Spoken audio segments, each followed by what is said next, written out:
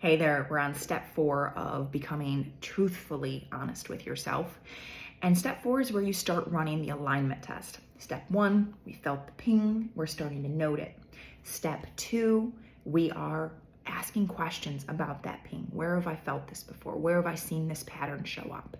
Step 3, we're going to talk some truth to ourselves. And the great part about step 3 is it's just to you. If you can't be honest with you, forget being honest with anybody else. That's just the truth. And then step 4 is where we start running alignment tests on that truth. Okay, I believe that I am not lovable. I hate that one. That one's mine. I hate it. I don't feel like I'm a lovable creature in the slightest. It's definitely something that I've been working on, and I feel more lovable these days, to be honest, so don't get sick. This is where you run the alignment test, though. You take that thought, that belief, that rawness that you went in, basically you just went to the butcher, all right?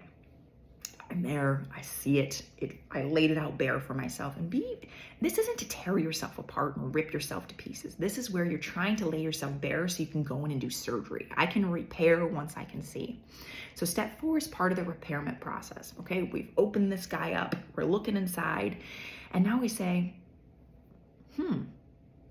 does this reflect really what I want to be? Does this reflect who I want to be? Is this grounded me, or is this survival mode me? Chances are it's survival mode. That thing tries to creep back in all the time. You might actually start realizing when you're running the alignment test that you don't know who you want to be. And I think that happens so often because we're so fixated on in life what we're going to become. You know, we ask our kids, what do you want to be when you grow up?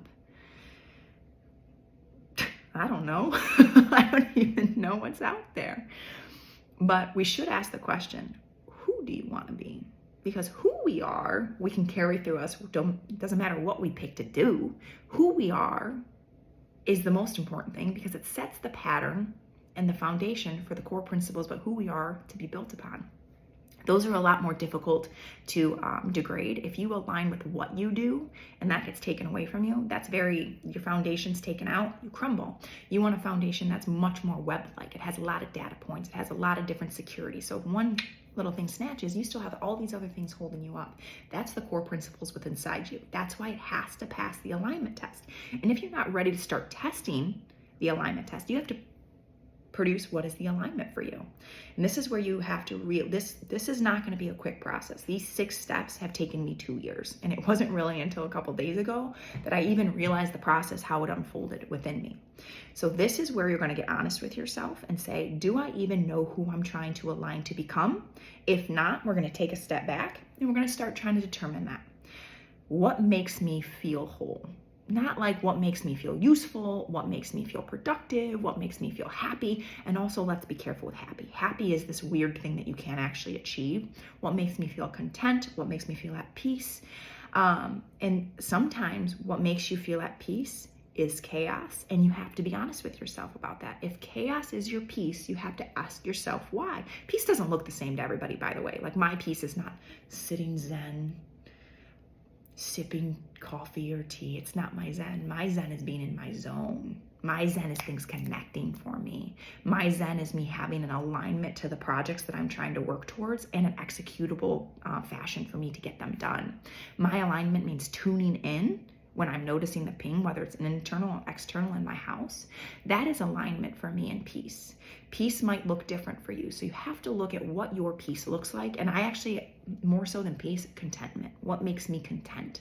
What fuels me? What drains me? And you have to start forming a filter for which you're going to move these thoughts through. And this portion is getting lengthy, and I'm sorry about that.